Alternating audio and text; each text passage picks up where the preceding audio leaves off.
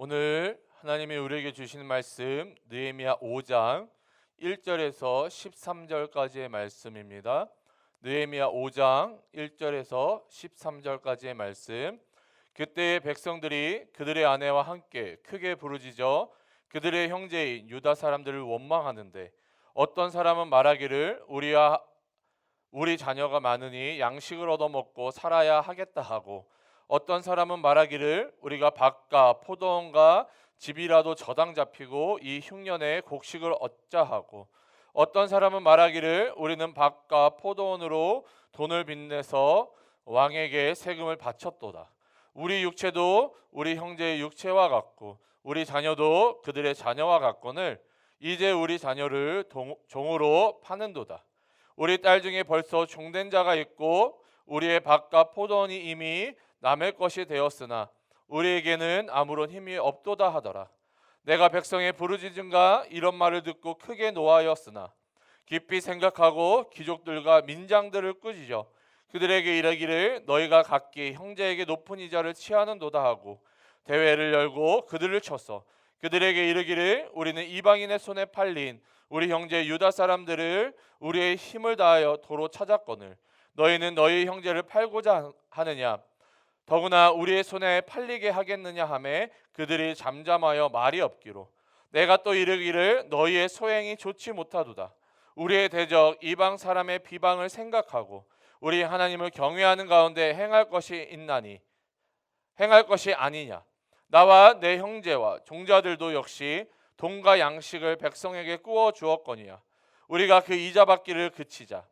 그런즉 너희는 그들에게 오늘이라도 그들의 밭과 포도원과 감람원과 집이며 너희가 꾸어준 돈이나 양식이나 새 포도주나 기름의 100분의 1을 돌려보내라 하였더니 그들이 말하기를 우리가 당신의 말씀대로 행하여 돌려보내고 그들에게서 아무것도 요구하지 아니하리이다 하기로 내가 제사장들을 불러 그들에게 그 말대로 행하겠다고 맹세하게 하고 내가 옷자락을 털며 이르기를 이 말대로 행하지 아니하는 자는 모두 하나님이 또한 이와 같이 그 집과 산업에서 털어버리실지니 그는 곧 이렇게 털려서 빈손이 될지로다 하매 회중이 다 아멘하고 여호와를 찬송하고 백성들이 그 말한 대로 행하였느니라. 아멘. 오늘 본문은 이 이방인의 방해로 말미암아 이 대외적 난간에 대한 이 해결을 기록한 4장에 이어 이 내부적으로 발생한 이 사회 문제에 대한 이 느헤미야의 결단과 지혜를 기록하고 있습니다. 이스라엘이 이 외부적 문제는 해결했지만 여전히 남아있는 이 내부적 악을 제거하여 이 하나님 앞에 공동체로 이 회복되어짐을 보여주고 있는 것이죠. 오늘 본문을 살펴보기 전에 어제 함께 나누었던 말씀을 복습하도록 하겠습니다. 이 느헤미야를 중심으로 이스라엘 백성들이 하나됨으로 힘을 모아 이 성벽을 재건하고 있었습니다. 하지만 이 사마리아의 총독이었던 이 산발랏이 비웃고 조롱하는 장면이 나타났죠. 이 또한 산발랏과 함께 이 암몬 사람 도비아도 이 이스라엘을 비웃고 조롱하는 장면을 살펴보았습니다. 그들은 이 인격적인 모독을 통해 이 이스라엘의 사기를 꺾고 이 자존감을 낮추어서 이 성벽 재건을 방해했던 것입니다. 이 조롱과 비웃음, 이 무엇보다 인격적인 모독은 이 한 사람을 완전히 파멸시킬 수도 있습니다. 왜냐하면 이 자존감이 떨어지면 이 정신적인 장애가 생기게 되는데 우리는 이것을 우울증이라고 합니다. 그렇기 때문에 이 다른 사람을 조롱하거나 비웃으면 안 되는 것입니다.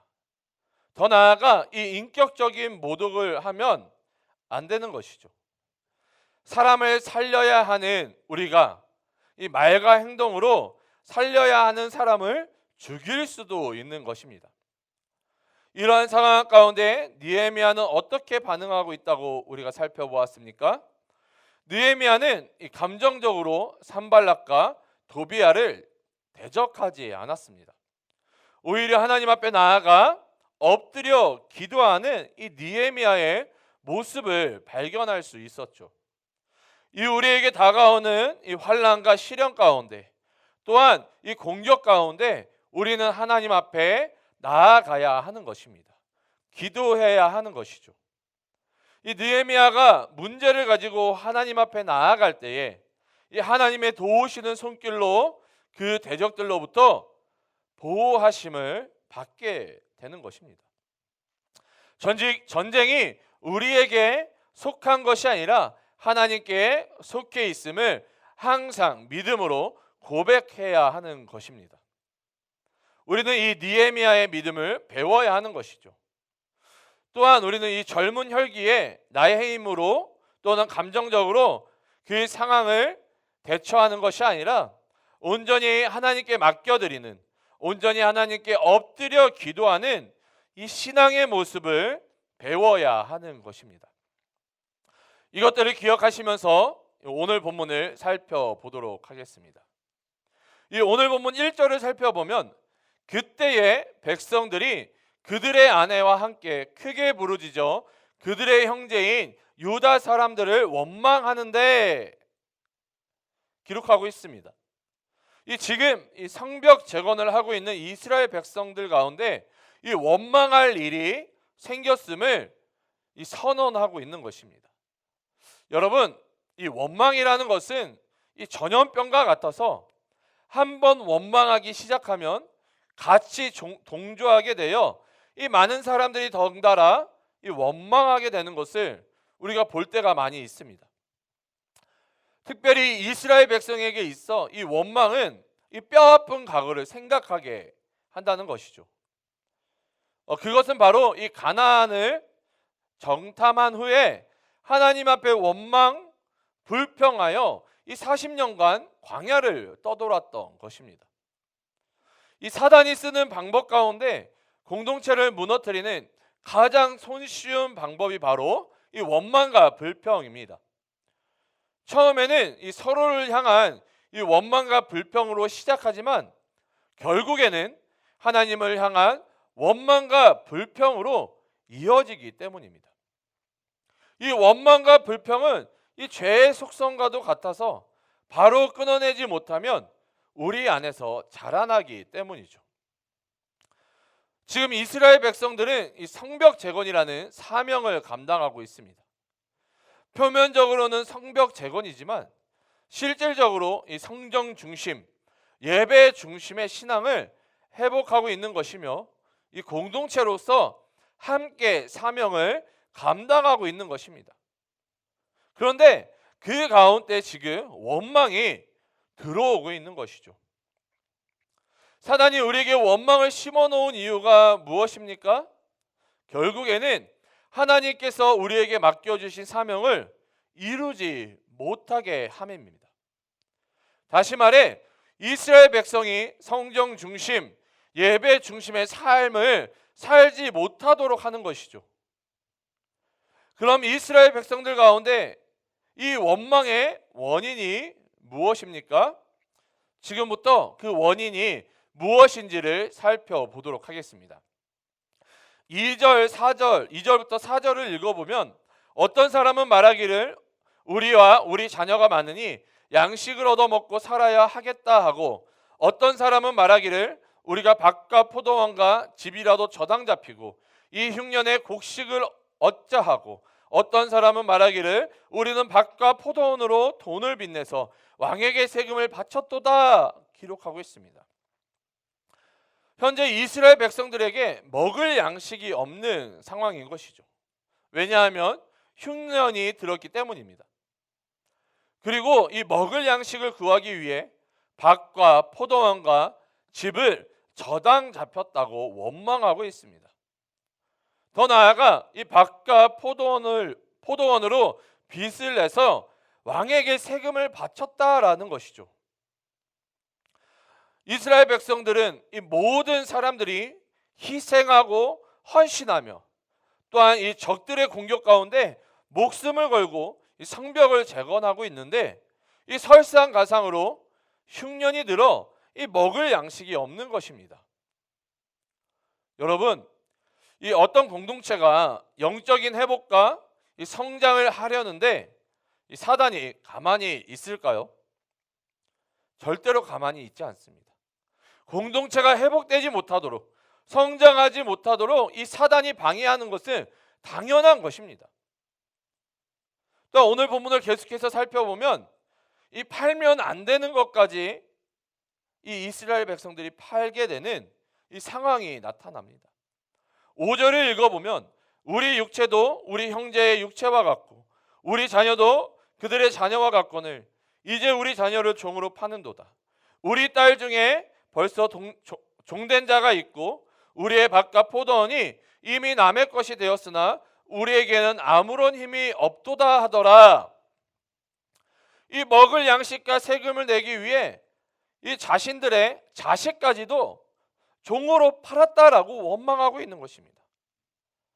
사단이 우리를 방해할 때에는 할 수 있는 모든 방법을 다해서 이 우리를 방해를 합니다. 여러분 욥기를 읽어보면 이 욥의 모든 것을 빼앗아가는 것을 우리가 볼 수 있는 것이죠. 그런데 여러분 우리의 삶과 공동체에 있어서 이 환난과 시련이 있다는 것은 이 두 가지 중에 두 가지를 의미한다라는 것입니다.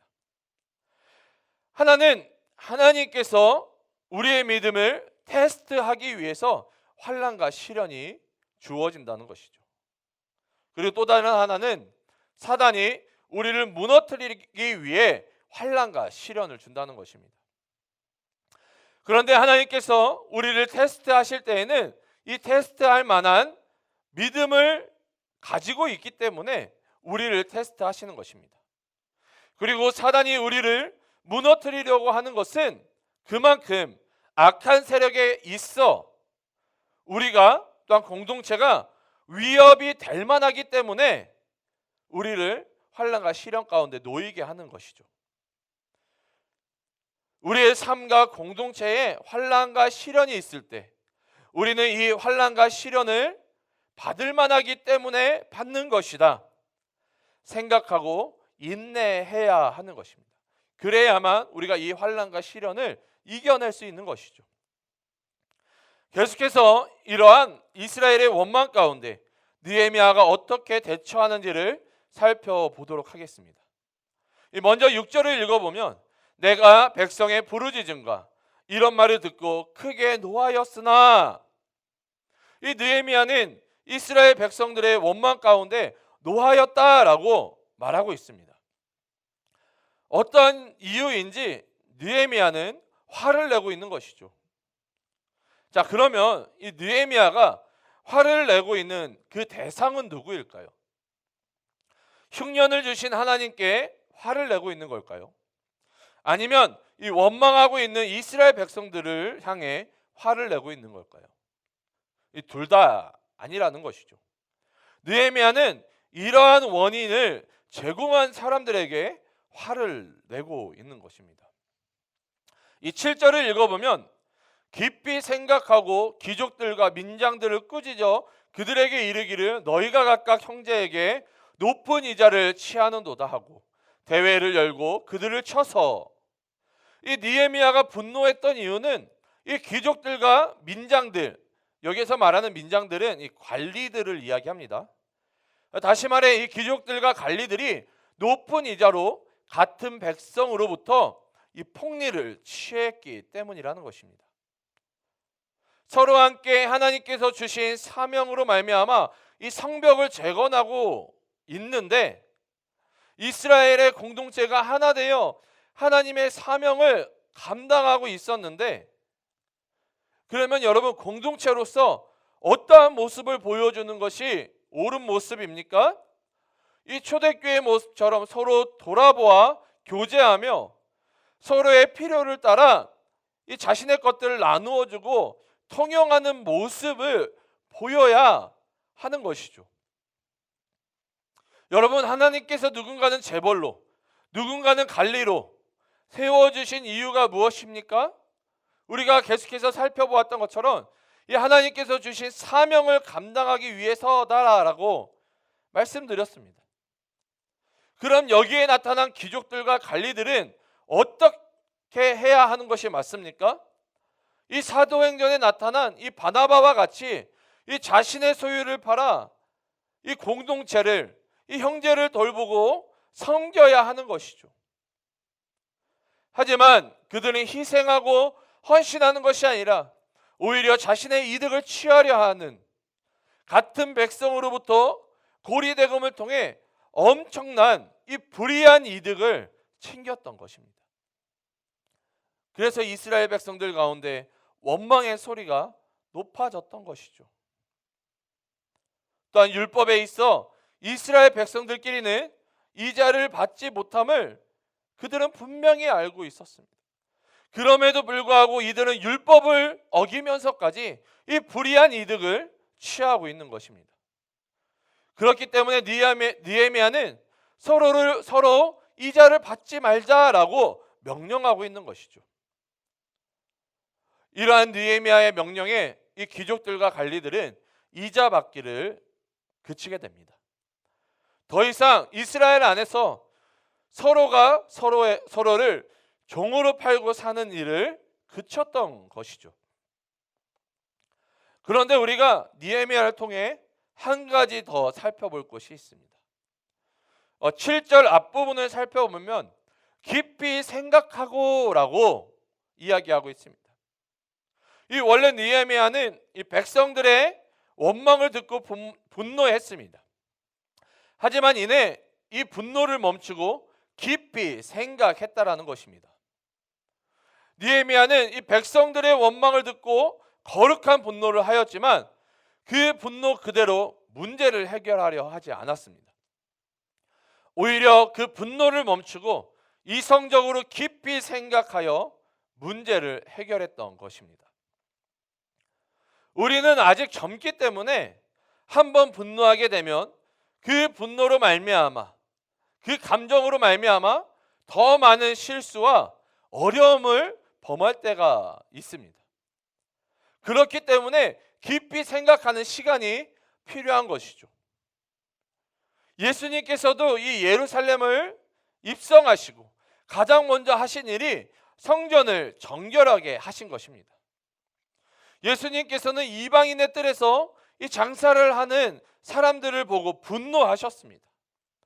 왜냐하면 이 이방인의 뜰은 이방인들이 하나님을 예배하는 장소였기 때문이죠.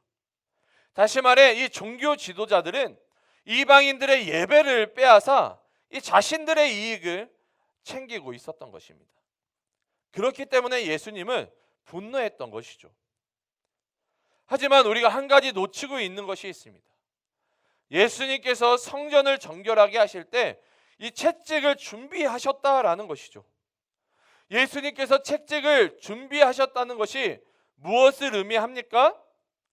이 예수님의 거룩한 분노는 감정적인 분노가 아니라 계획된 분노라는 것입니다. 준비된 분노라는 것이죠. 우리도 세상에 대해 어쩌면 교회와 교회 지도자들에 대한 거룩한 분노가 일어날 때가 있습니다. 그런데 그 분노를 감정대로 표출해서는 안 되는 것이죠. 우리 안에 거룩한 분노가 일어날 때 그것을 위해 깊이 생각함으로 철저하게 준비해야 하는 것입니다. 종교개혁을 주도하였던 이 루터에게도 이 거룩한 분노가 있었습니다. 이 타락해버린 카톨릭 교회를 향한 분노가 있었던 것입니다. 하지만 루터는 그 분노의 감정으로 카톨릭 교회를 대적하지 않았습니다. 그는 오히려 깊이 생각하여 이 95개조 방방문을 준비했던 것입니다. 주 안에서 사랑하는 청년 여러분, 여러분 안에 이 세상을 향한 그리고 교회를 향한 이 분노가 있다는 것을 압니다. 그러나 절대로 감정적으로 그 분노를 표출하지 마시기를 간절히 부탁드립니다. 감정적으로 분노를 표출하는 순간 지는 것이기 때문이죠. 오히려 깊이 생각하고 기도함으로 거룩한 분노 가운데 그것들을 어떻게 해결할 것인지 잘 계획하시기를 바랍니다. 잘 준비하시기를 바랍니다. 잘 계획되어진, 잘 준비되어진 이 거룩한 분노로 말미암아 변화가 필요하고 개혁이 필요한 곳에 변화시키고 개혁하는 놀라운 일들이 일어나기를 주님의 이름으로 축복하고 소원합니다. 오늘 하루 기도하심으로 나아가실 때에 오늘 함께 나누었던 말씀들을 기억하시면서 기도하시길 바랍니다. 무엇보다 우리 안에 원망과 불평이 있다고 한다면 이것들을 우리가 바로 끊어낼 수 있는, 그런 결단할 수 있는 믿음을 허락하여 달라고 기도하시기를 바랍니다. 혹시 내가 원망하고 불평하는 자라고 깨달음이 있으면은 하나님 앞에, 하나님, 원망하고 불평하는 자가 되는 것이 아니라 하나님께 감사하고 기뻐할 수 있는 자가 되게 해달라고 그렇게 기도하시며 나아가시기를 바랍니다.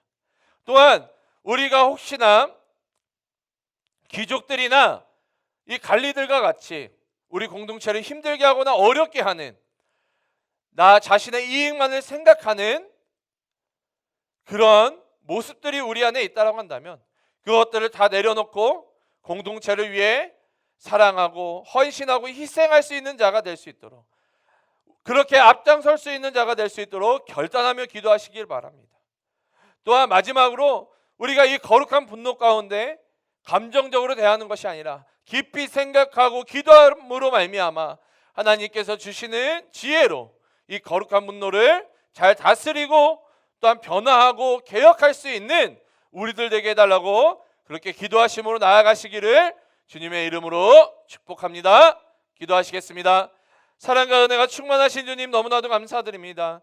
하나님, 오늘도 말씀을 통하여 이 아침 깨닫게 하여 주심을 너무나도 감사드립니다. 하나님, 원망과 불평은 공동체를 무너뜨리고 하나님께서 우리에게 주신 사명을 이루지 못하도록 하는 사단의 방해임을 깨닫게 하여 주심을 너무나도 감사드립니다. 이 시간 우리가 기도함으로 결단하기 원하는 것은 우리 안에 원망과 불평을 끊어내기 원합니다. 하나님, 우리 안에 오로지 감사와 기쁨만이 넘치기를 소원하오니 하나님, 우리가 하나님 앞에 감사하며 기뻐하는 삶을 살아갈 수 있도록 아버지, 우리의 믿음을, 우리의 신앙을 하나님 지켜 주시옵소서. 또 하나님, 공동체를 힘들게 하고 어렵게 하는 자들이 되는 것이 아니라 내가 먼저 헌신하고 희생하고 낮아짐으로 말미암아 아버지 공동체를 섬기며 세울 수 있는 자가 될 수 있도록 주님 인도하시고 붙잡아 주시옵소서. 또한 거룩한 분노 가운데 이 모든 것을 감정적으로 대하는 것이 아니라 깊이 생각하고 기도함으로 말미암아 하나님, 우리 안에 변화가 필요하고 개혁이 필요한 곳에 잘 준비되어진 계획으로 또한 기도함으로 이것들을 변화시킬 수 있는 우리들 되게 도와주시옵소서. 아버지, 그렇게 우리가 변화하고 개혁하고자 기도의 자리 가운데 모입니다. 하나님, 주님 앞에 엎드려짐으로 말미암아 기도할 때에 하나님께서 일하시는 그런 놀라운 역사가 일어나게 도와주시옵소서. 또한 우리 귀한 청년들 오늘 하루 살아갑니다. 말씀과 기도를 붙잡게 도와주시옵고 세상은 이들을 넘어뜨리려고 하고 사단은 이들을 방해하여서 하나님의 백성으로 살아가지 못하도록 할 텐데 말씀과 기도로 이 모든 것들을 이겨낼 수 있게 도와주시옵고 성령의 도우심으로 말미암아 오늘 하루도 능히 승리하는 삶을 살아가는 우리 귀한 청년들 되게 도와주시옵소서. 주님께서 동행하여 주시고 보호하여 주시고 지켜주실 것들을 믿사오며 거룩하신 예수님의 이름으로 기도드립니다. 아멘.